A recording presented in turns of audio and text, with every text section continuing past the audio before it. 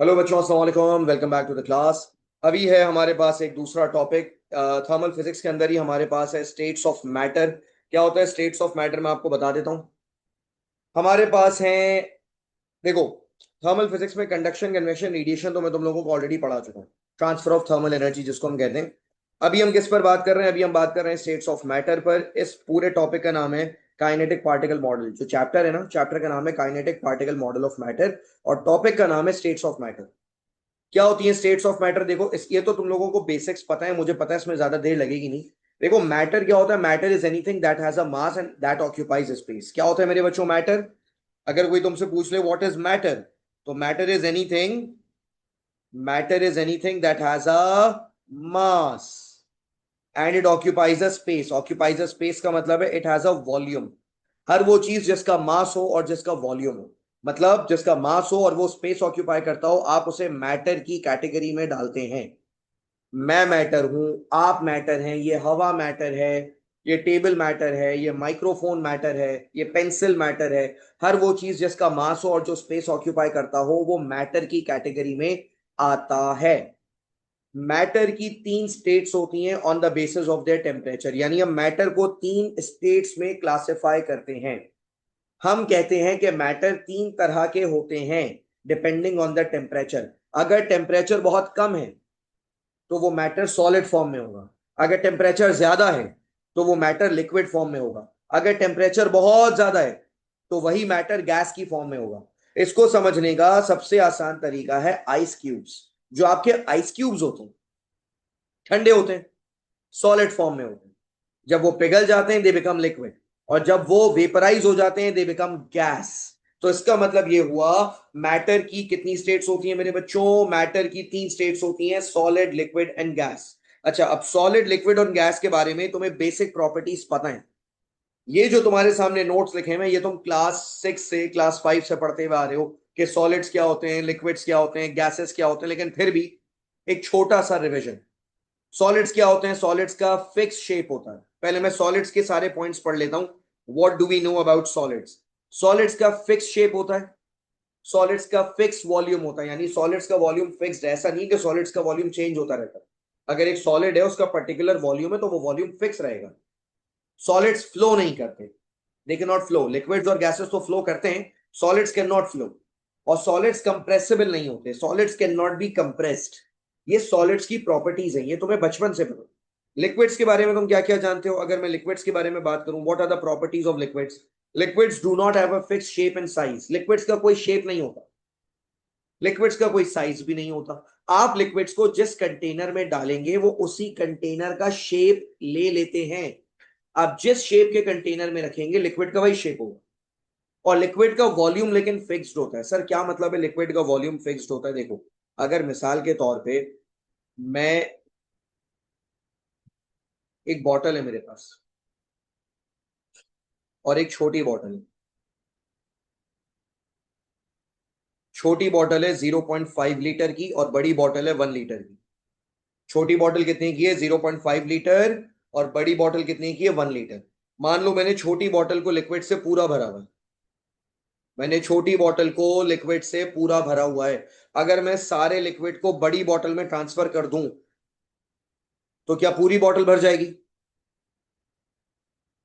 अगर मैं पानी को, लिक्विड को 0.5 लीटर की बॉटल में से निकाल के 1 लीटर की बॉटल में ट्रांसफर कर दूं तो क्या वो बॉटल पूरी भर जाएगी या हाफ भरेगी? चैट पे जवाब दो। If I fill the 1 litre bottle by the water which is in the half litre bottle, तो यस, वो बॉटल सिर्फ हाफ भरेगी। इसका मतलब ये हुआ कि बेटा लिक्विड का वॉल्यूम फिक्स्ड है। उसने छोटी बॉटल में 0.5 लीटर ऑक्यूपाई किया था, बड़ी बॉटल में भी उसने 0.5 लीटर ऑक्यूपाई किया। इसका मतलब इसका वॉल्यूम फिक्स्ड है। ऐसा थोड़ी कि आप इस कंटेनर से दूसरे कंटेनर में डालेंगे उसका वॉल्यूम चेंज हो जाएगा। अगर उसका एक कंटेनर में वॉल्यूम है 0.5 लीटर तो दूसरे कंटेनर में भी लिक्विड का वॉल्यूम कितना होगा? 0.5 लीटर। इससे यह साबित हुआ कि लिक्विड का वॉल्यूम फिक्स्ड होता है। और लिखा हुआ है दे आर नॉट कंप्रेसिबल। मेरे बच्चों, लिक्विड भी कंप्रेसिबल नहीं होते। आपने कभी सिरिंज इस्तेमाल की? इंजेक्शन लगा आपको बचपन में? सिरिंज सिरिंज सिरिंज में क्या होता है? आप एक तरफ से कंप्रेस करते हैं लिक्विड, दूसरी तरफ से बाहर आ जाता है। ये इस बात का सबूत है कि लिक्विड कंप्रेस नहीं होता। अगर लिक्विड कंप्रेस हो पाता तो आप एक तरफ से प्रेस करते, वो दूसरी तरफ से बाहर नहीं आता, वो अंदर ही अंदर पिचक जाता। लेकिन जब आप सिरिंज को एक तरफ से प्रेस करते हैं, प्रेशर लगाते हैं, दूसरी तरफ से लिक्विड बाहर आता है ना, ये इस बात का सबूत है कि लिक्विड कंप्रेस नहीं होता, it can not be compressed. Gases की क्या क्या प्रॉपर्टीज है, देखो पहले तो गैसेस की प्रॉपर्टीज के बारे में आओ। गैसेस की प्रॉपर्टीज में एक तो उनका कोई फिक्स शेप नहीं होता और कोई फिक्स साइज नहीं होता, और तो और गैसेस का कोई फिक्स्ड वॉल्यूम भी नहीं होता। गैसेस का कोई फिक्स्ड वॉल्यूम भी नहीं होता। क्या मतलब है गैसेस का फिक्स्ड वॉल्यूम नहीं होता? ये देखो समझा रहा हूं। फर्ज करो तुम्हारे पास एक छोटा कंटेनर है और एक बड़ा कंटेनर है। पहले तो तुमने छोटे कंटेनर को गैस से भर दिया, छोटे कंटेनर को तुमने गैस से भर दिया, ये गैस के पार्टिकल्स हैं। अब तुम ये सारी गैस बड़े कंटेनर में ट्रांसफर करो, पता है क्या होगा? जब तुम सारी गैस बड़े कंटेनर में ट्रांसफर करोगे, वो सारी की सारी गैस बड़े कंटेनर को भी क्या कर लेगी? वो सारी की सारी गैस बड़े कंटेनर को भी ऑक्यूपाई कर लेगी। यानी गैस को जिस साइज के कंटेनर में डालोगे, गैस उस साइज के कंटेनर में आ जाएगी। इनफैक्ट आप बड़े कंटेनर की गैस को छोटे कंटेनर में भी डाल सकते हो। छोटे कंटेनर की गैस बड़े कंटेनर में डालोगे, वो पूरे कंटेनर को ऑक्यूपाई कर लेगी। इसी तरह मैं कह रहा हूं, आप बड़े कंटेनर की गैस को छोटे कंटेनर में डालो, वो पूरा ऑक्यूपाई कर लेगी उसे, क्योंकि गैस का अपना खुद का कोई वॉल्यूम नहीं होता। Gases do not have their own fixed volume. Gas का वॉल्यूम वही होता है जो उसके कंटेनर का वॉल्यूम होता है। आप छोटे कंटेनर में डालेंगे, गैस कंप्रेस होकर छोटे कंटेनर में भी आ जाती है। आप बड़े कंटेनर में डालेंगे, गैस पूरे कंटेनर में को ऑक्यूपाई कर लेगी। और गैसेस कैन फ्लो, जिस तरह लिक्विड्स फ्लो कर सकते हैं, गैसेस भी फ्लो कर सकती हैं। इसी वजह से आप लिक्विड्स को भी फ्लूइड्स बोलते हैं,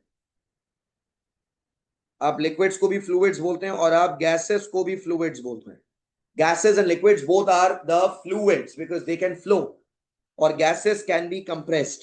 सॉलिड और लिक्विड तो कंप्रेस नहीं होते, लेकिन गैसेस कंप्रेस होती हैं। अब देखो, मैं यहां पर ये नोट्स आपके सामने मौजूद हैं, मैं ये सब कुछ मिटा रहा हूं ताकि आपको सारी लिखी हुई चीजें इजीली दिखाई दे, और इनको देखकर और पढ़कर मुझे बताएं कोई ऐसी चीज है जो आपको ना समझ आई हो। और अगर आपको सॉलिड, लिक्विड और गैसेस के बारे में ये सारे पॉइंट समझ आ गए जो मैंने अभी आपसे डिस्कस किए हैं, तो आप मुझे जल्दी से एक थम्स अप दे दें if all the points are clear to you.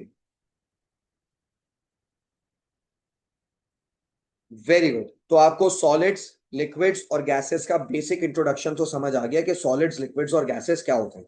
अब मैं आपको क्या पढ़ाने जा रहा हूं? अब मैं आपको पढ़ाने जा रहा हूं kinetic particle model of matter. आप सोच रहे होंगे सर ये इतना लंबा नाम क्या है सर? ये बेटा kinetic particle model of matter एक बहुत ही जबरदस्त थियरी। फिर बच्चा पूछता है सर ठीक है ये थियरी का नाम है, लेकिन ये थियरी हमें क्या बताती है? Kinetic particle model of matter, ये जो इतनी लंबी थियरी है, ये थियरी सर हमें क्या बता रही है? What does this theory tell us? तो लिखा हुआ है this theory describes the arrangement and motion of particles in matter. ये थियरी क्या बताती है कि पार्टिकल्स किस तरीके से अरेंज्ड होते हैं और किस तरीके से मूव कर रहे होते हैं मैटर।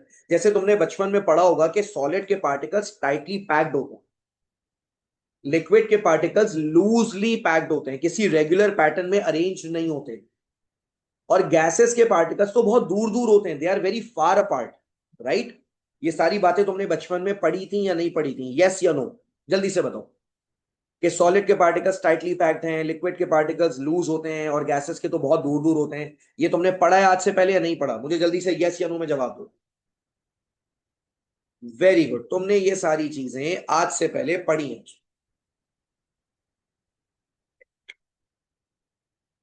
अब सुनो मेरी बात। आपने बचपन में पढ़ा था कि सॉलिड्स के पार्टिकल्स टाइटली पैक्ड होते हैं, लिक्विड के पार्टिकल्स लूजली पैक्ड होते हैं, और उनके दरमियान कोई अरेंजमेंट नहीं होता। और आपने ये भी पढ़ा था कि गैसेस के पार्टिकल्स फार अपार्ट होते हैं। लेकिन सबसे इंटरेस्टिंग बात यह है मेरे बच्चों कि आपको ये बातें बताई किसने? आपको ये बातें बताई किसने? आप कह रहे हैं कि भाई सॉलिड्स के पार्टिकल्स टाइटली पैक्ड होते हैं, सही बात है। लिक्विड के पार्टिकल्स लूजली पैक्ड होते हैं, ये भी सही बात है। लेकिन ये सारी इंफॉर्मेशन आपको किसने बताई? मैं बता रहा हूं, ये सारी इंफॉर्मेशन आपको बताई काइनेटिक पार्टिकल मॉडल ने। ये सारी बातें आपको कौन सी थियरी की बेसिस पे पता है? ये सारी बातें आपको सॉलिड्स की थियरी पर पता है। ओ सॉरी, ये kinetic model theory, kinetic model वाली थियरी से पता चली। यानी अगर काइनेटिक मॉडल वाली थियरी ना होती तो आपको ये पार्टिकल्स के बारे में इतनी नॉलेज ना होती कि पार्टिकल्स किसके अंदर कैसे अरेंज होते हैं। ये सारा इस थियरी का कंट्रीब्यूशन है। साइंसदानों ने सालों की मेहनत करके ये थियरी डेवलप की थी और पता लगाया था कि सॉलिड्स के अंदर पार्टिकल्स के अरेंजमेंट कैसे होते हैं, लिक्विड्स के अंदर पार्टिकल्स के अरेंजमेंट कैसे होते हैं और गैसेस के अंदर पार्टिकल्स के अरेंजमेंट कैसे होते हैं। तो आइए सबसे पहले सॉलिड्स के बारे में पढ़ते हैं। ये सब आप पहले पढ़ चुके हैं लेकिन फिर भी एक तरह से रिवीजन हो जाएगा आपके लिए। लिखा हुआ है the particles are very close together and arranged in a regular pattern. Solids के बारे में पॉइंट नंबर 1 लिखा है कि इसके पार्टिकल्स रेगुलरली अरेंज्ड होते हैं। अच्छा, पार्टिकल से मुराद एटम्स भी हो सकता है, पार्टिकल से मुराद मॉलिक्यूल्स भी हो सकता है। फिर लिखा हुआ है the particles vibrate about their fix position. Solids के पार्टिकल क्या करते हैं? अच्छा, कुछ बच्चों को गलत फहमी हो सकती है कि पार्टिकल्स रुके हुए होते हैं, पार्टिकल्स एट रेस्ट होते हैं, पार्टिकल्स स्टेशनरी होते हैं। बिल्कुल भी नहीं मेरे बच्चों, सॉलिड के पार्टिकल्स रुके हुए नहीं होते, एट रेस्ट नहीं होते, स्टेशनरी नहीं होते, बल्कि पार्टिकल्स हर वक्त क्या कर रहे होते हैं? पार्टिकल्स हर वक्त मूव कर रहे होते हैं। समझ आई बात? और वो किस तरह मूव करते हैं? They are vibrating. अच्छा, मूव करने से ये मतलब नहीं है, पता चला आपने मूव करने से समझा कि वो इधर उधर जाते होंगे। पार्टिकल्स कहीं नहीं जाते, बस पार्टिकल अपनी ही जगह पर खड़े खड़े वाइब्रेट करते हैं। सॉलिड के पार्टिकल्स क्या करते हैं? अपनी ही जगह खड़े खड़े वाइब्रेट करते हैं। और नीचे लिखा हुआ है पॉइंट नंबर 3 पढ़े। पॉइंट नंबर 3 में लिखा हुआ है the particles have very strong intermolecular forces of attraction among them. बेटा, सॉलिड के जो पार्टिकल्स हैं वो टाइटली पैक्ड है ना। आपको पता है सॉलिड के पार्टिकल्स क्या कर रहे हैं? सॉलिड के पार्टिकल्स एक दूसरे को अट्रैक्ट करते हैं, दे अट्रैक्ट ईच अदर। वो एक दूसरे को खींच के रखते हैं। सॉलिड के पार्टिकल्स एक दूसरे को खींच के रखते हैं, अट्रैक्ट करके रखते हैं कि वो कहीं एक दूसरे से दूर ना हो जाएं। तो हम कहते हैं कि सॉलिड के पार्टिकल्स के दरमियान इंटरमोलेक्युलर फोर्सेस बहुत ज्यादा होती हैं। इसी वजह से वो अलग नहीं होते, वो जुड़ कर रहते हैं, वो ज्वाइन होकर रहते हैं, वो करीब रहते हैं। अब जल्दी से बताओ, अगर तुम्हें इन 3 पॉइंट समझ आ गए तो थम्स अप दे दो। ये तीनों पॉइंट्स क्लियर है मेरे प्यारे बच्चों को?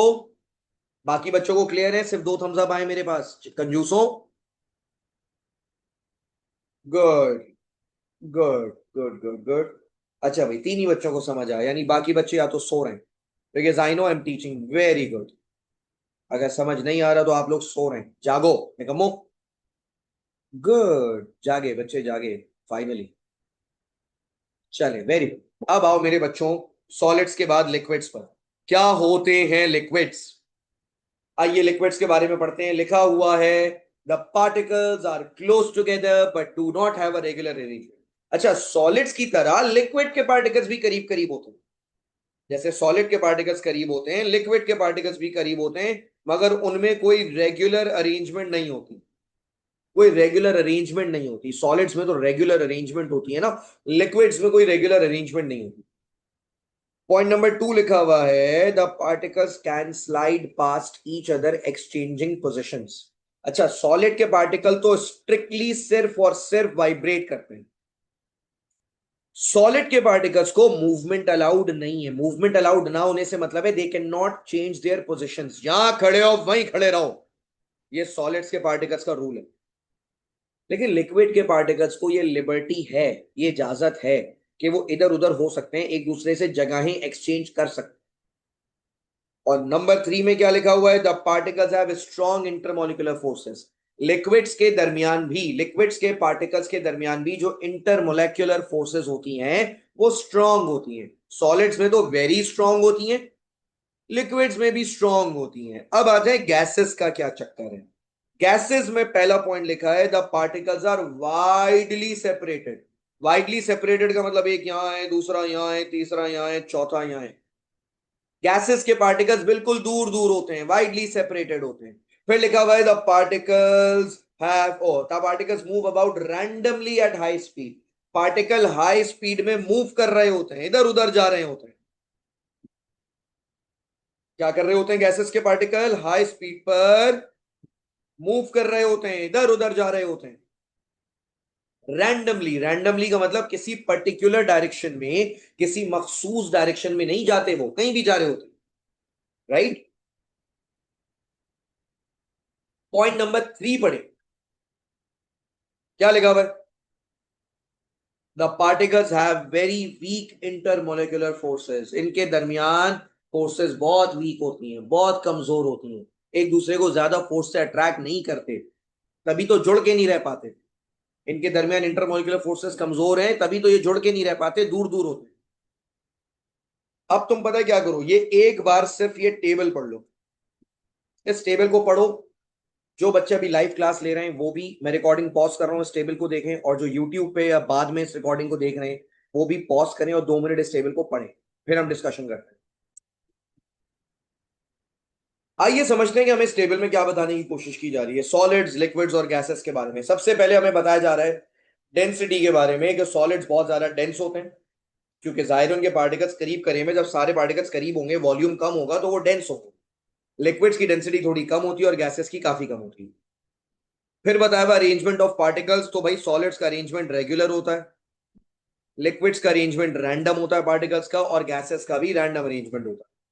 फिर बताया गया है कि पार्टिकल्स की मूवमेंट, सॉलिड के पार्टिकल्स सिर्फ वाइब्रेट करते हैं, लिक्विड के पार्टिकल्स मूव अराउंड कर सकते हैं, इधर उधर एक दूसरे के पोजिशन एक्सचेंज कर सकते हैं, slide past each other, move around each other. लेकिन गैसेस के particles move quickly in all the directions, Tej speed से मूव करते हैं, इधर उधर मूव करते हैं, रैंडमली मूव करते हैं। एनर्जी के बारे में बात की जाए तो सॉलिड के पार्टिकल्स की एनर्जी सबसे कम है, तभी वो सिर्फ और सिर्फ वाइब्रेट कर रहे हैं। लिक्विड के पार्टिकल्स की एनर्जी ज्यादा है, तभी वो थोड़ा बहुत मूव कर पा रहे हैं, और गैसेस के पार्टिकल्स की एनर्जी तो बहुत एनर्जी बहुत ज्यादा होती है, तभी वो रैंडमली इधर उधर मूव कर रहे होते हैं। और देखें पार्टिकल्स का अरेंजमेंट भी देखें, सॉलिड के पार्टिकल्स देखें कितने टाइटली पैक्ड हैं, लिक्विड के पार्टिकल्स भी करीब है मगर इतना करीब नहीं है, और गैसेस के पार्टिकल्स तो खैर हैं ही बहुत दूर। तो मुझे उम्मीद है कि सॉलिड्स, लिक्विड्स और गैसेस ये आपको समझ आ गया होगा। थम्स अप दे दें बेटा।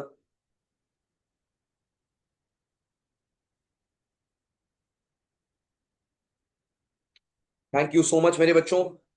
अब आओ जरा चीजों को डिटेल में जाके पढ़ते हैं।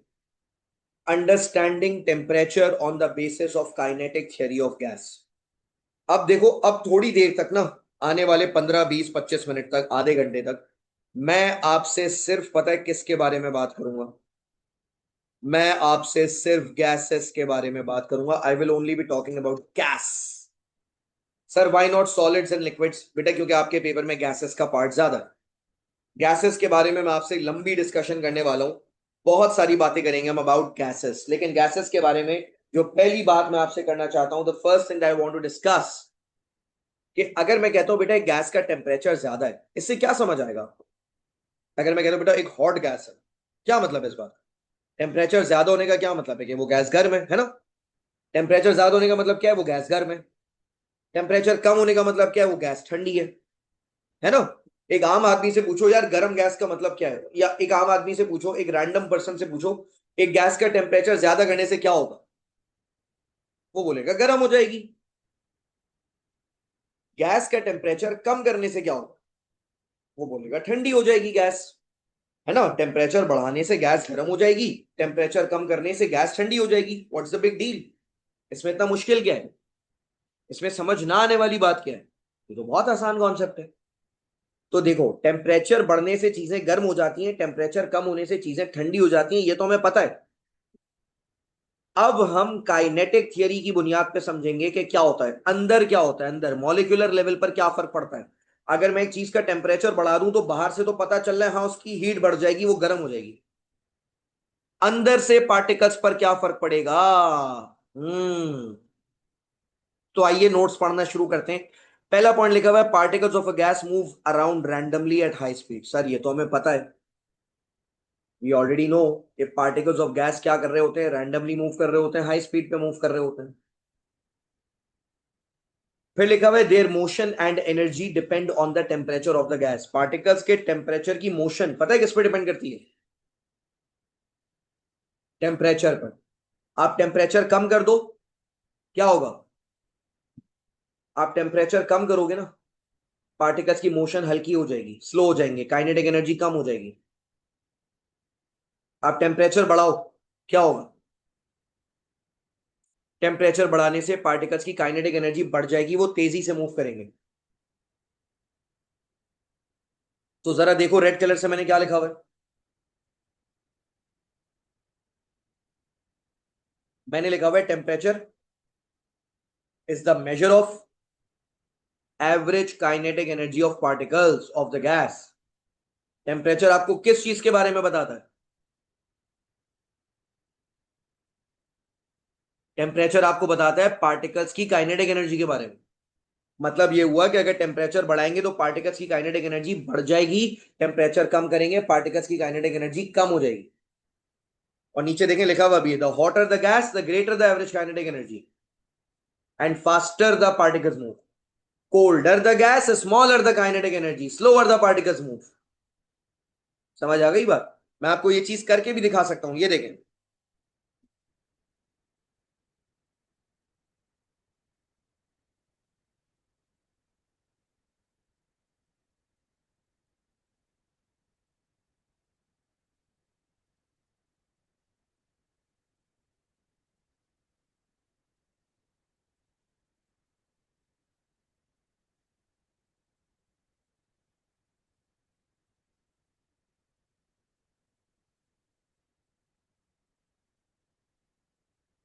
एक मिनट रुकिएगा बच्चों, क्या आप लोगों को एक कंटेनर दिखाई दे रहा है? अभी ये कंटेनर बिल्कुल खाली है। अब मैं आपके सामने इस कंटेनर के अंदर गैस भरने जा रहा हूं, ये देखें।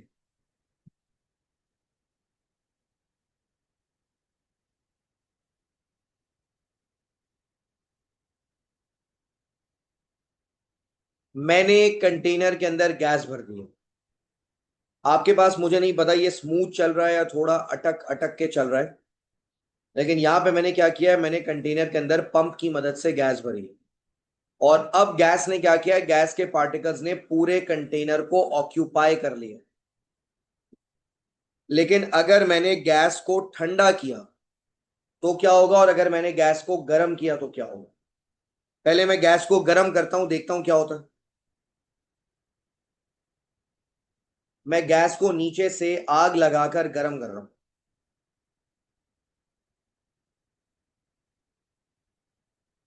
अगर आपने गैस को गर्म किया तो गर्म करने से क्या होगा, पार्टिकल्स की मूवमेंट बहुत तेज हो जाएगी, बहुत तेज। राइट, मतलब उनकी काइनेटिक एनर्जी बढ़ गई।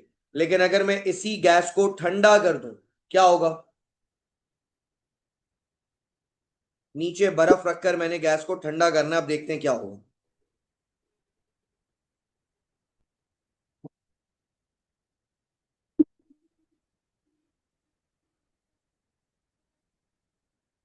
आई am trying to cool down the gas.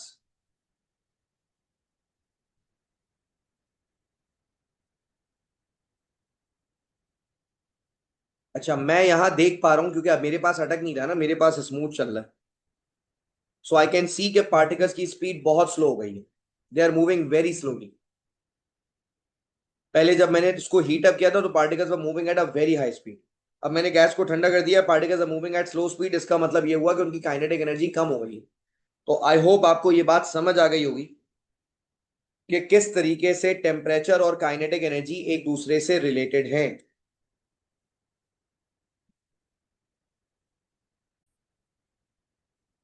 तो मेरे बच्चों, तुमने क्या सीखा? तुमने ये सीखा कि how temperature is related to kinetic energy. If you increase the temperature of a gas, the kinetic energy of the gas also increases. If you decrease the temperature of the gas, the kinetic energy of the gas also decreases. Hotter the gas, faster the particles move. Slower the gas, colder the gas, slower the particles move. इस page को read करो और मुझे बताओ, is there anything that you would like to ask? और आपको सब समझ आ गया? अगर समझ आ गया तो मुझे थम्स अप दे दें ताकि मुझे पता चल जाए।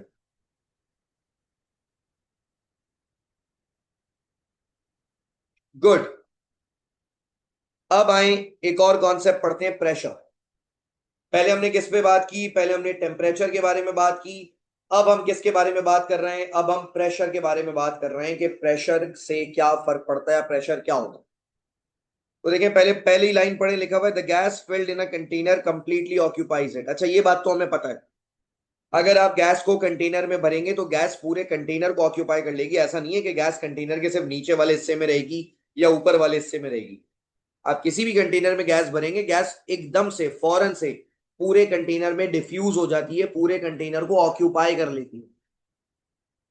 और फिर लिखा हुआ है the particles move randomly at high speed in straight line, they collide with each other and with the container walls. अब देखें, ये बड़ी इंटरेस्टिंग बात है। इमेजिन करें आपके पास एक कंटेनर है। क्या है भाई? कंटेनर है। ये कह रहे हैं कंटेनर के अंदर जो गैस के पार्टिकल्स होते हैं वो एक दूसरे से भी टकराते हैं और वो कंटेनर की दीवारों से भी टकराते हैं। पार्टिकल्स रैंडमली मूव कर रहे हैं ना, तो बेटा फिर तो टकरे होंगी, कोलिशंस होंगे। कोलिशन का मतलब वो एक दूसरे से टकराएंगे। तो बेटा गैस के पार्टिकल आपस में भी टकराते हैं और कंटेनर की दीवारों से भी टकराते हैं। अब ये पढ़े, अगली लाइन बड़ी इंपॉर्टेंट। अगली लाइन बहुत इंपॉर्टेंट है, ये बड़ा इंपॉर्टेंट है, सुनने वाली बात है। ये देखें, लिखा हुआ है the collision of particles with container walls cause a force exerted at right angles on the walls per unit area which produces pressure। क्या मतलब हुआ? देखो, कंटेनर के अंदर जो पार्टिकल्स हैं वो कंटेनर की दीवारों से टकरा रहे हैं। दीवार से टकराने का मतलब यह है कि पार्टिकल दीवार पर फोर्स लगा रहे हैं। भाई देखो, टक्कर होगी तो फोर्स तो लगेगी। अब तुम मुझे बताओ, पार्टिकल कंटेनर की दीवार से टकरा रहे हैं और कंटेनर की दीवार से टकराने के बाद फोर्स भी लगेगी। और तुम्हें भी पता है, मुझे भी पता है, जब फोर्स पर यूनिट एरिया हो, फोर्स किसी पर्टिकुलर एरिया पर लग रही हो, आप इसे प्रेशर कहते हैं। पढ़ा चुका हूं ये चैप्टर में। बताओ फोर्स पर यूनिट एरिया क्या होता है? हर बच्चे को पता है force per unit area pressure होता है। What is force per unit area? Force per unit area is pressure.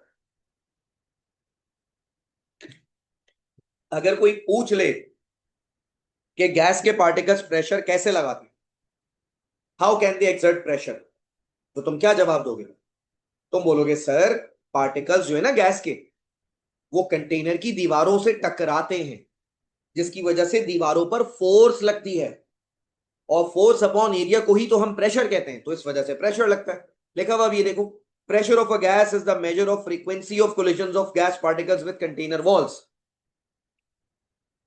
Pressure का किससे पता चलता है? पार्टिकल्स की कोलिजन की फ्रीक्वेंसी से। यानी अगर पार्टिकल्स लेस फ्रीक्वेंटली कोलाइड कर रहे हैं, कम कम कोलाइड कर रहे हैं, प्रेशर कम होगा। पार्टिकल्स जल्दी जल्दी कोलाइड कर रहे हैं, ज्यादा ज्यादा कोलाइड कर रहे हैं, प्रेशर ज्यादा होगा। हाई प्रेशर का मतलब यह है कि ज्यादा कोलिशंस हो रहे हैं, लो प्रेशर का मतलब यह कम कोलिशंस हो रहे हैं। समझ आ रही है बात? तो फिर से बताओ, प्रेशर क्यों लगता है? गैस कंटेनर में क्यों प्रेशर लगाती है, या गैस कंटेनर में कैसे प्रेशर लगाती है? क्यों लगाती है या कैसे लगाती है? बोलो। तुम बोलोगे सर, गैस प्रेशर लगाती है collisions of particles with the walls of container की वजह से। तो एक बार ये सारे नोट्स पढ़ो और नोट्स पढ़कर बताओ सब क्लियर है, सब समझ आ गया?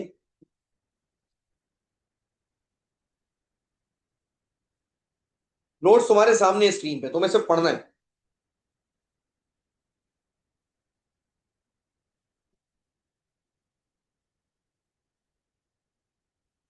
Late me know if everything is clear to you.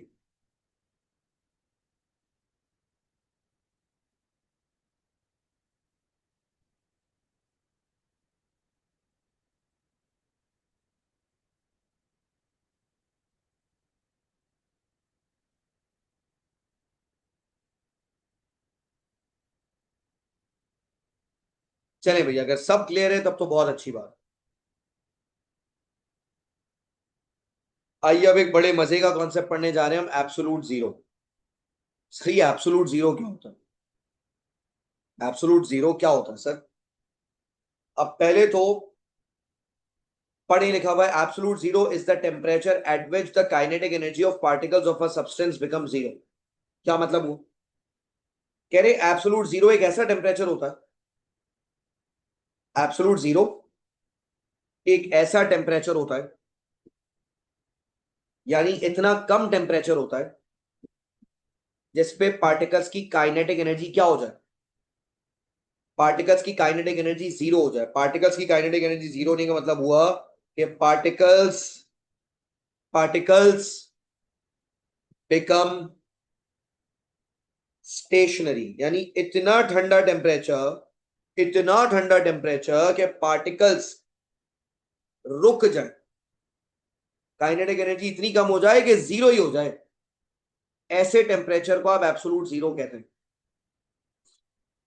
Absolute zero क्या होता है? एब्सोलूट जीरो एक ऐसा टेम्परेचर होता है जिसपे पार्टिकल्स की काइनेटिक एनर्जी क्या हो जाए? जीरो हो जाए। अब मेरा तुमसे एक सवाल है, अब गौर से सुनना, मेरा बड़ा इंपॉर्टेंट सवाल है और ये सवाल को मजाक में मत लेना, बड़े मजे का सवाल पूछने जा रहा हूं। तुम मुझे बताओ, क्या तुमने कभी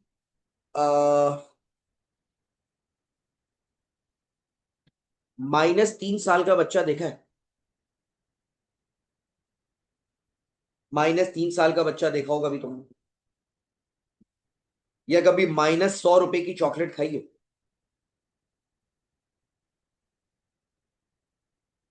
नहीं ना। तुम्हें पता है जो रियल वैल्यूज होती है ना, वो कभी भी नेगेटिव में नहीं होती, माइनस में नहीं होती। जो रियल वैल्यूज होती हैं वो हमेशा पॉजिटिव में होती हैं। और तुम्हें पता है स्मॉलेस्ट वैल्यू क्या होती है? किसी चीज की सबसे कम वैल्यू क्या होती है, बताओ? What is the smallest value? एक रियल रियल वर्ल्ड में बात करो, स्मॉलेस्ट वैल्यू क्या होती है? मैं बताता हूँ। स्मॉलेस्ट वैल्यू जीरो होती है। जीरो, है ना? जैसे मिसाल के तौर पे, बेटा मैं कहता हूं बेटा फला चीज 0 रुपए की है। 0 रुपए का मतलब क्या है? 0 रुपए का मतलब है नो मनी, नो कॉस्ट। मैं कहता हूँ यार जीरो फोर्स लग रही है वहां पे। जीरो फोर्स लगने का क्या मतलब है? जीरो फोर्स लगने का मतलब है नो फोर्स। यार ये गाड़ी 0 मीटर चली हुई है। 0 मीटर का मतलब ये चली हुई नहीं है ना? ये गाड़ी चली हुई ही नहीं है। Make sense? तो रियल वर्ल्ड में जीरो का मतलब क्या है? रियल वर्ल्ड में जीरो का मतलब है nothing, something which should not exist, nothing. तुम बताओ ना, जीरो मीन्स नथिंग और जीरो मीन्स समथिंग। हमारी दुनिया में रियल वर्ल्ड में जीरो का मतलब नथिंग होता है, समथिंग होता है? जल्दी बताओ, ये बड़ी गहरी बात है। इज जीरो नथिंग और समथिंग?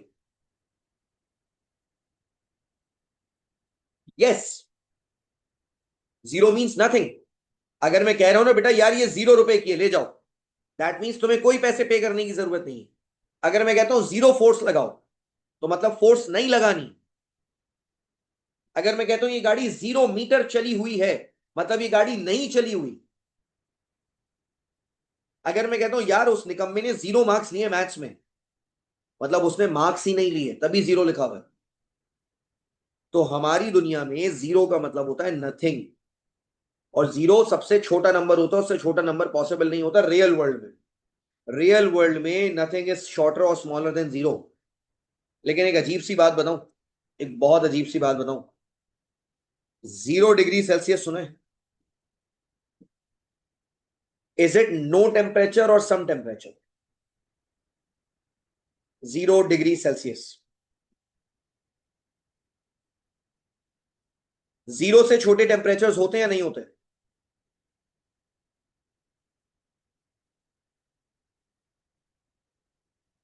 जीरो से छोटे टेम्परेचर्स होते हैं या नहीं होते? यस और नो? जीरो से छोटे टेम्परेचर्स भी होते हैं। अगर मैं कहता हूं यार पता है मैं अभी गया हुआ था सर्दियों में लाहौर, लाहौर में एक दिन 0 डिग्री था टेम्परेचर। तो अगर कोई इस तरह बोलता है कि यार लाहौर में 0 डिग्री टेम्परेचर था, तो उसका क्या मतलब है? वॉज इट नो टेम्परेचर और सम टेम्परेचर? व्हेन आई से यार लाहौर में 0 डिग्री टेम्परेचर था, so what does it mean? Is it no temperature और सम टेम्परेचर? टेम्परेचर के केस में 0 degree Celsius is not no temperature, it is some temperature. और in fact इससे छोटे टेम्परेचर्स भी होते हैं, -2, -3, -5, -10। छोटे टेम्परेचर्स भी होते हैं, है ना? अब मुझे एक बात बताओ, जीरो का क्या मतलब होना चाहिए था? जीरो का मतलब होना चाहिए था इससे छोटा टेम्परेचर पॉसिबल नहीं हो। लेकिन ये जो सेल्सियस स्केल का जीरो है ना, सेल्सियस स्केल, अब मैं तुम्हें सेल्सियस स्केल के मसले बता। सेल्सियस स्केल में जीरो का मतलब सबसे छोटा टेम्परेचर नहीं होता। सेल्सियस स्केल में जीरो से भी छोटे टेम्परेचर होते हैं। तो यहां तो बेटा zero is not zeroing, zero is not zeroing, zero zero वाली हरकत ही नहीं कर रहा। सर जीरो का तो मतलब होना चाहिए था नो टेम्परेचर, इससे छोटा टेम्परेचर मुमकिन ही नहीं। लेकिन ये जीरो जीरो वाली हरकत ही नहीं कर रहा, क्या बड़ा होके जीरो बनेगा रे तू, है? जीरो वाली हरकत ही नहीं करना आती इसको सर। तो इसका मतलब 0 degree Celsius is a fake zero, is a pseudo zero, है ना, इम्पोस्टर, जिसको जीरो वाली हरकतें करना नहीं आती। अगर ये असल जीरो होता, अगर 0 डिग्री सेल्सियस असल जीरो होता तो पार्टिकल्स की काइनेटिक एनर्जी जीरो हो जाती।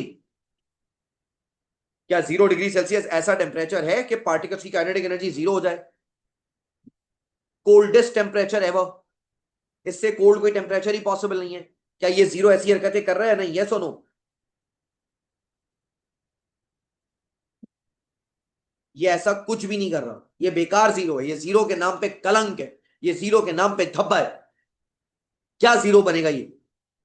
तो हमें जरूरत है एक रियल जीरो की, एक एब्सोल्यूट जीरो की, एक ऐसा जीरो जिससे छोटा टेम्परेचर पॉसिबल ही ना हो, एक ऐसा जीरो जो जीरो वाले काम भी करे, जिसपे वाकई में पार्टिकल्स की काइनेटिक एनर्जी जीरो हो जाए, जिसपे वाकई पार्टिकल्स का प्रेशर जीरो हो जाए। समझ आ रही है बात? अब जरा नोट्स पढ़ना, मैं नोट्स दिखाने जा रहा हूं, देखो क्या लिखा हुआ है, देखो क्या लिखा हुआ है। The pressure of a gas increases with increase in temperature and pressure decreases with decrease in temperature। तो पहले तो सुनो, टेम्परेचर बढ़ाओगे गैस का प्रेशर बढ़ेगा, क्योंकि मैं बताऊं टेम्परेचर बढ़ाओगे ना तो कोलिजन्स बढ़ जाएंगे, और कोलिजन्स बढ़ जाएंगे तो प्रेशर बढ़ जाएगा।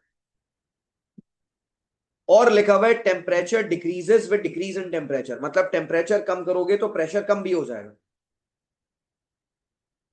टेम्परेचर बढ़ाने से प्रेशर बढ़ रहा है, टेम्परेचर कम करने से प्रेशर कम हो रहा है। समझ आ रही है बात? अब देखो क्या लिखा हुआ है, theoretically it was found that pressure of a gas become zero at -273 degree Celsius. Theory से साबित हुआ, एक्सपेरिमेंट से नहीं मेरे बच्चों, एक्सपेरिमेंट से साबित नहीं हुआ, एक्सपेरिमेंट तो कर नहीं सकते थे ना, -273 डिग्री सेल्सियस कहां से लाएंगे इतना ठंडा? एक्सपेरिमेंट से साबित नहीं हुआ, थियोरेटिकली मैथमेटिकली साबित किया गया कि -273 ऐसा टेम्परेचर है जिसपे गैस का प्रेशर क्या हो जाएगा, जिसपे गैस का प्रेशर जीरो हो जाएगा। यानी साइंसदानों ने मैथमेटिक्स की मदद से, थियरी की मदद से, कैलकुलेशंस की मदद से पता लगाया कि -273 डिग्री सेल्सियस एक ऐसा टेम्परेचर है जिससे छोटा टेम्परेचर मुमकिन नहीं है, इससे छोटा टेम्परेचर पॉसिबल नहीं है। ये एक ऐसा टेम्परेचर है जिसपे पार्टिकल्स की काइनेटिक एनर्जी क्या हो जाएगी, जीरो। ये एक ऐसा टेम्परेचर है जिसपे पार्टिकल्स का प्रेशर क्या हो जाएगा, जीरो। तो साइंसदानों ने सोचा क्यों ना यार इस टेम्परेचर को असल जीरो बोला जाए। असल जीरो इससे होना चाहिए था, जीरो वाली हरकतें ये टेम्परेचर कर रहा हूं, क्योंकि जीरो से छोटा कोई टेम्परेचर नहीं होना चाहिए। तो देखो ना, -273 से छोटा कोई टेम्परेचर नहीं होता। तो साइंसदानों ने क्या सोचा भाई, -273 डिग्री को असल जीरो होना चाहिए था, हमने जीरो इतना आगे बना दिया, हमें जीरो -273 पे बनाना चाहिए था। लिखा हुआ भी है, since then -273 degree is referred as absolute zero. इस दिन के बाद से -273 को एब्सोलूट जीरो बोला जाता है। यानी -273 वो टेम्परेचर है जिससे छोटा टेम्परेचर मुमकिन नहीं है, ये जीरो टेम्परेचर है। लिखा हुआ भी है, there is no temperature possible below -273। और फिर एक नया स्केल बनाया गया, केल्विन स्केल या थर्मोडायनेमिक स्केल। बच्चा पूछता है सर ये केल्विन स्केल क्या होता है? देखो तुमने सेल्सियस स्केल तो पढ़ा है, तुम जो टेम्परेचर वगैरह मेजर करते हो सारे वो सेल्सियस में मेजर करते हो। जैसे मिसाल के तौर पे तुमने एसी ऑन किया और एसी का टेम्परेचर तुमने सेट कर दिया 24, तो ये 24 कौन से यूनिट में बात हो रही है? अगर एसी का टेम्परेचर तुमने 24 पे सेट किया हुआ है, इसका क्या मतलब है, ये कौन सा यूनिट है? ये डिग्री सेल्सियस है। मैं तुम्हें टेम्परेचर का एक और यूनिट पढ़ाने जा रहा हूं, एक और स्केल पढ़ाने जा रहा हूं, इसको केल्विन स्केल या थर्मोडायनामिक स्केल कहते हैं। केल्विन स्केल कहां से स्टार्ट होता है, जरा एक बार ये देखो, ये डायग्राम बहुत इंपॉर्टेंट है। जिस टेम्परेचर को तुम सेल्सियस में -273 बोलते हो, केल्विन में तुम उस टेम्परेचर को क्या बोलते हो, जीरो बोलते हो, एब्सोलूट जीरो। क्या कहा मैंने? जिस टेम्परेचर को तुम सेल्सियस में -273 बोलते हो, केल्विन में उसे कितना बोलते हो? केल्विन में तुम उसे बोलते हो 0 केल्विन। जिस टेम्परेचर को तुम 0 डिग्री बोलते हो वो केल्विन में कितना है, 273। और जिस टेम्परेचर को तुम 100 बोलते हो वो केल्विन में कितना है, वो 373 है। इसका मतलब अब तुम्हें टेम्परेचर के इस नए यूनिट को सीखना होगा। और तुम्हें पता है मजे की बात, टेम्परेचर का ऐसा यूनिट भी, इंटरनेशनल यूनिट भी सेल्सियस नहीं है। टेम्परेचर का इंटरनेशनल यूनिट केल्विन है। असल यूनिट टेम्परेचर का केल्विन है, जिससे वो दुनिया भर में पहचाना जाता है। आपको आदत सेल्सियस की ज्यादा है, मगर उसका ऐसा यूनिट केल्विन है मेरे बच्चों। अब यहां पर बच्चा एक सवाल पूछता है, सर हमें कैसे पता चलेगा कि कितना सेल्सियस कितने केल्विन के बराबर होता है? इसकी कोई ट्रिक है? इसका कोई फॉर्मूला है कि अगर हमें सेल्सियस में टेम्परेचर पता हो तो हम केल्विन में निकाल लें? हमें कैसे पता चलेगा सर? मैं सिखा देता हूं, ये देखो, T K is equal to T C plus 273। ये एक फॉर्मूला है। अगर आप केल्विन वाला टेम्परेचर निकालना चाहते हो तो सेल्सियस वाले में 273 ऐड कर दो। आप लोगों के पास अगर सामने मोबाइल वगैरह लैपटॉप वगैरह कुछ भी खुला है, टेम्परेचर देखकर बताओ अभी कितना है टेम्परेचर। होता है ना, मोबाइल में ऐप होती है, लैपटॉप में ऐप होती है, टेम्परेचर देखकर बताओ कितना दिखा रहा है टेम्परेचर। जल्दी देखो। सिमरा कह रही है सर 25 डिग्री आ रहा है टेम्परेचर। कोई और बच्चा जिसका कोई और टेम्परेचर आ रहा हो? एनीबडी एल्स जो किसी और टेम्परेचर में इस वक्त बैठा हो? मैं खोलूं ऐप, मेरे पास है, होगी ना। वेदर की ऐप कहाँ गई? होती है ना कुछ, याद नहीं आ रहा।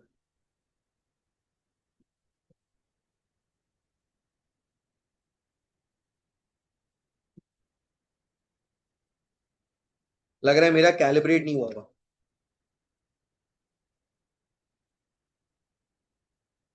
कराची।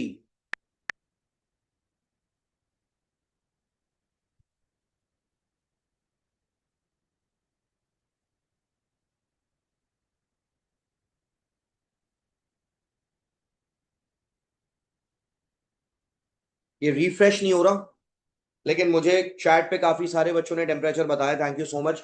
अब कोई 25 टेम्परेचर पे बैठा हुआ है, कोई 24 में बैठा हुआ है, कोई 23 में बैठा हुआ है। अच्छा, अच्छी बात, बसे सबसे अच्छी बात बताऊं, अल्लाह करे ये टेम्परेचर कुछ दिन तक एटलीस्ट बच्चों के एग्जाम्स तक अच्छे अच्छे रहे।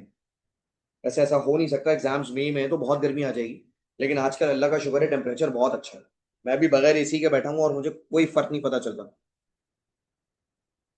अच्छा, तो मैं आपसे कह रहा था कि सर अगर हमें सेल्सियस का टेम्परेचर पता हो तो केल्विन का टेम्परेचर कैसे निकालते हैं? बहुत आसान है। जैसे मिसाल के तौर पे अगर अभी टेम्परेचर 25 है, आप इसमें 273 प्लस कर दो, केल्विन में टेम्परेचर आ जाएगा 298 केल्विन। यानी इस वक्त मैं और आप 298 केल्विन में बैठे हैं। कितने टेम्परेचर में बैठे हैं हम? 298 केल्विन में बैठे हैं। समझ आ रही है बात? तो केल्विन में अगर कभी भी कन्वर्ट करना है तो सेल्सियस वाले में 273 प्लस कर लो, बस। क्लियर है? एक बार जल्दी से केल्विन स्केल या थर्मोडायनेमिक स्केल के बारे में जल्दी से पढ़ लो, जल्दी पढ़ो, कौन?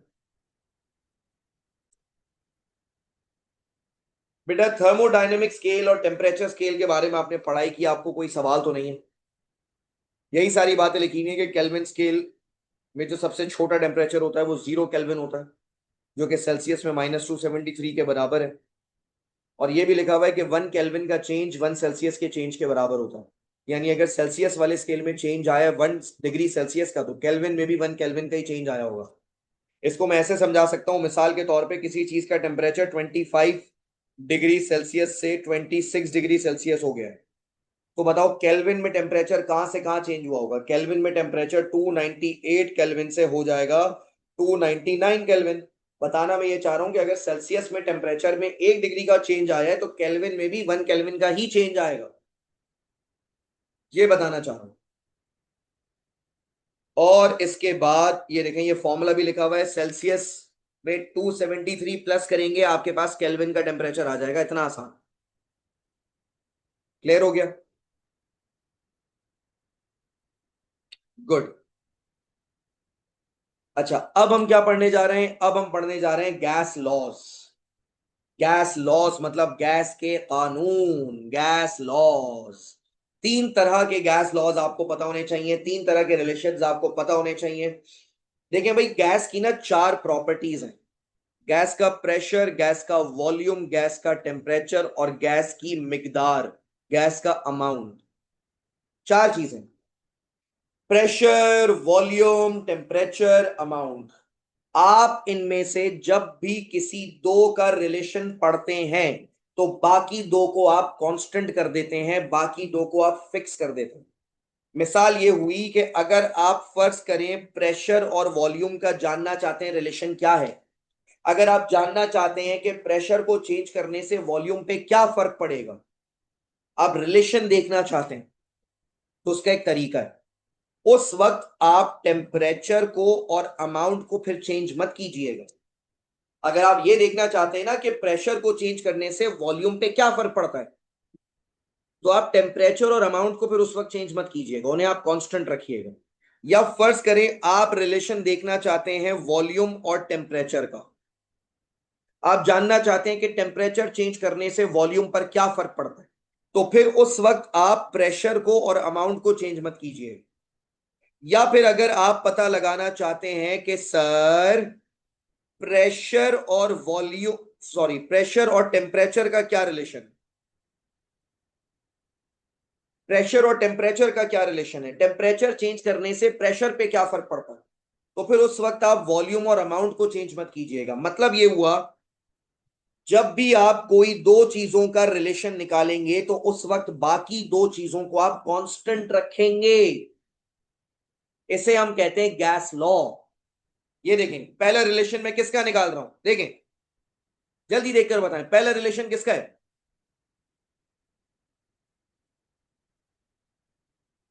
पहला रिलेशन है pressure temperature relation.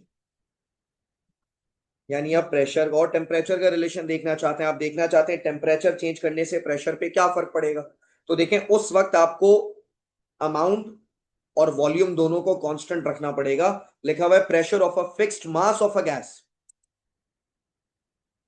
Is directly proportional to thermodynamic temperature at constant volume. देखें क्या लिखा हुआ, pressure directly proportional to temperature है। अच्छा, बच्चा पूछता है सर थर्मोडायनेमिक टेम्परेचर क्या होता है, बेटा केल्विन वाले टेम्परेचर को थर्मोडायनेमिक टेम्परेचर कहते हैं, केल्विन वाले टेम्परेचर को क्या कहते हैं, थर्मोडायनेमिक टेम्परेचर कहते हैं। यहां लिखा है प्रेशर और टेम्परेचर का डायरेक्ट रिलेशन। मतलब ये हुआ टेम्परेचर बढ़ाओगे ना तो प्रेशर बढ़ेगा। अच्छा पूछते हैं सर टेम्परेचर बढ़ाने से प्रेशर क्यों बढ़ेगा, नीचे लिखा हुआ है मैंने, पढ़ो। टेम्परेचर ज्यादा होगा तो पार्टिकल्स की काइनेटिक एनर्जी ज्यादा होगी, कोलिजन्स भी ज्यादा होंगे, प्रेशर भी बढ़ जाएगा। इतना आसान। दूसरा रिलेशन देखो किसका है, वॉल्यूम टेम्परेचर रिलेशन। क्या रिलेशन है दोनों का, पढ़ो।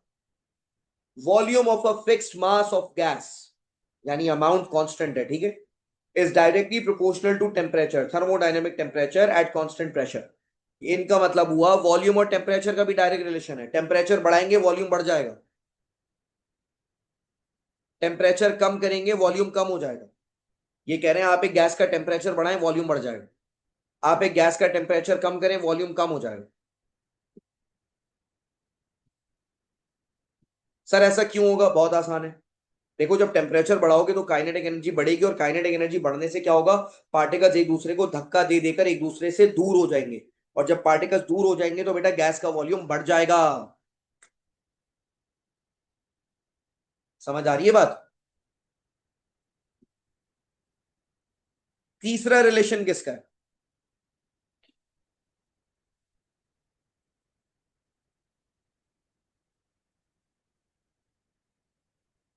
तीसरा रिलेशन है वॉल्यूम और प्रेशर का। जाहिर है जब आप वॉल्यूम और प्रेशर का रिलेशन देखना चाहते हैं तो टेम्परेचर को और अमाउंट को कांस्टेंट रखेंगे। देखें लिखा हुआ है volume of a fixed mass of gas is inversely proportional to pressure at constant temperature. Okay, अब तक दोनों वो डायरेक्ट प्रोपोर्शन थे, इनवर्स प्रोपोर्शन है। मतलब ये हुआ प्रेशर बढ़ाएंगे तो वॉल्यूम कम हो जाएगा, आप गैस का प्रेशर बढ़ाएं वॉल्यूम कम हो जाएगा, आप प्रेशर कम करें वॉल्यूम बढ़ जाएगा। क्या कहा मैंने, प्रेशर बढ़ाएंगे वॉल्यूम, प्रेशर बढ़ाएंगे तो वॉल्यूम क्या हो जाएगा? प्रेशर बढ़ाएंगे तो वॉल्यूम कम हो जाएगा, और प्रेशर कम करेंगे तो वॉल्यूम बढ़ जाएगा। तो ये रिलेशन कैसा हुआ? ये इनवर्स रिलेशन हुआ, और इसको हम बॉयल्स लॉ कहते हैं, बॉयल्स लॉ। ठीक है सर, आपने पीछे वालों के तो नाम नहीं बताए थे कि इनको हम क्या कहते हैं। बेटा क्योंकि वो सिलेबस का पार्ट नहीं है। जैसे प्रेशर और टेम्परेचर का जो रिलेशन है वो गे लुसिक्स लॉ कहलाता है। वॉल्यूम और टेम्परेचर का जो रिलेशन है वो चार्ल्स लॉ कहलाता है। वो हमारे सिलेबस का पार्ट नहीं है, लेकिन इसका नाम हमारे सिलेबस का पार्ट है, बॉयल्स लॉ। ये बच्चों को पता होना चाहिए। वॉल्यूम और प्रेशर का क्या रिलेशन है मेरे बच्चों? वॉल्यूम और प्रेशर का इनवर्स रिलेशन है। आप अगर किसी गैस का प्रेशर बढ़ाएंगे उसका वॉल्यूम कम हो जाएगा।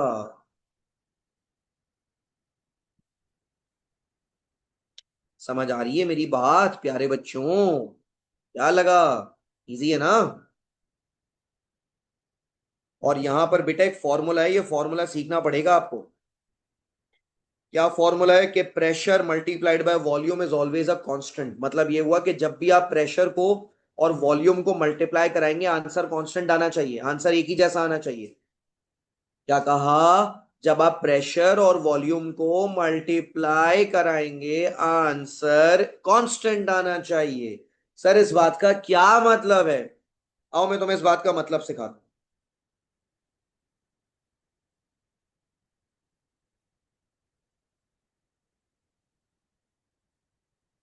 फर्ज करो एक गैस का प्रेशर है 2 और वॉल्यूम है 24। प्रेशर बढ़ा दो, 3 कर दो, वो वॉल्यूम कम हो जाएगा। वॉल्यूम क्या हो जाएगा? वॉल्यूम कम हो जाएगा।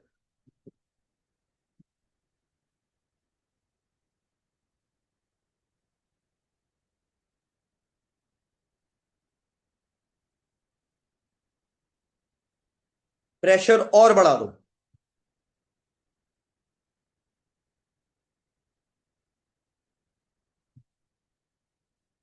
वॉल्यूम और कम हो जाएगा। प्रेशर और बढ़ा दो, वॉल्यूम और कम हो जाएगा। प्रेशर और बढ़ा दो, वॉल्यूम और कम हो जाएगा। प्रेशर और बढ़ा दो,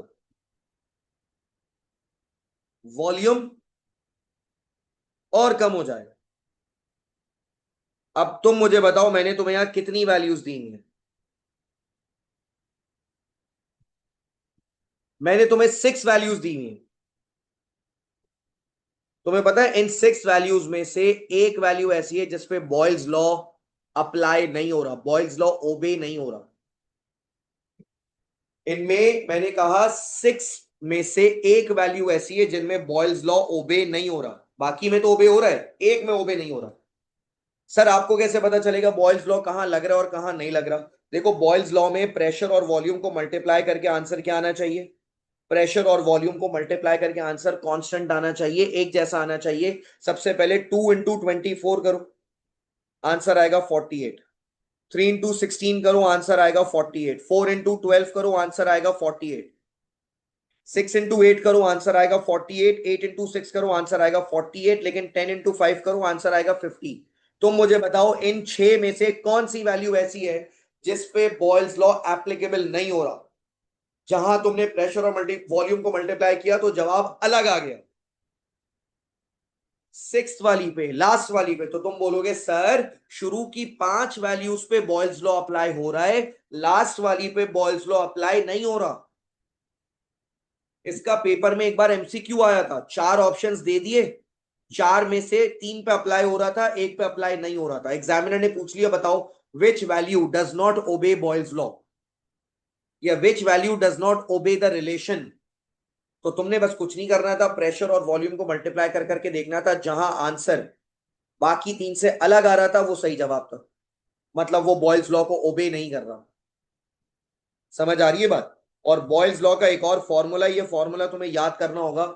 P1 V1 is equal to P2 V2। Initial pressure initial volume is equal to final pressure final volume. ये बड़ा इंपॉर्टेंट फॉर्मूला है, P1 V1 equals to P2 V2। जाहिर है आपके दिमाग में सवाल आ रहा होगा, सर इसका पेपर में कैसा सवाल आता है? तो आइए मैं आपको पास पेपर का एक सवाल दिखाता हूं।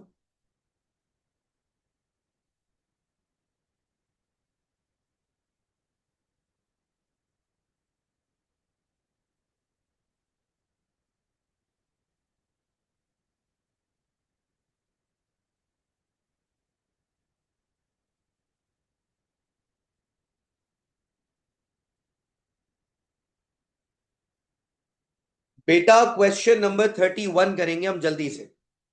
क्वेश्चन नंबर 31 पढ़े, मैं आपको टाइम दे रहा हूं, पॉज कर रहा हूं। क्वेश्चन नंबर 31 में कह रहे हैं एक गैस सिरिंज है जिसके अंदर एयर ट्रैप्ड है।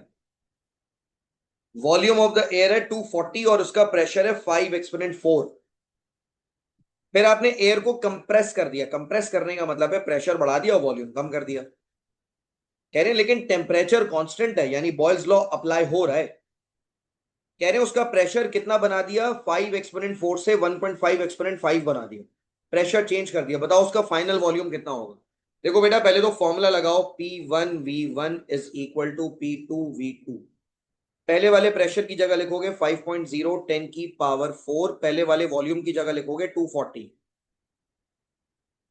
बाद वाले प्रेशर की जगह लिखोगे 1.5 10 टू द पावर 5, और बाद वाला वॉल्यूम नहीं पता इसलिए उसको एज इट इज छोड़ दो V2। अब ये पूरा नंबर जो यहां मल्टीप्लाई हो रहा है नीचे जाकर क्या हो जाएगा, नीचे जाकर डिवाइड हो जाएगा। तो देखो मैं डायरेक्ट कैलकुलेटर में करके दिखा रहा हूं। कैलकुलेटर में ऊपर क्या लिखेंगे आप, 5.0 एक्सपोनेंट 4 इंटू 240, और डिनोमिनेटर में क्या लिखेंगे आप, 1.5 एक्सपोनेंट 5।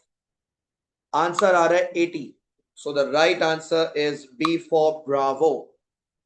इस तरीके से ये सवाल अटेम्प्ट करना था। और इसी के साथ आपका थर्मल फिजिक्स का सेकंड पार्ट कंप्लीट हो गया।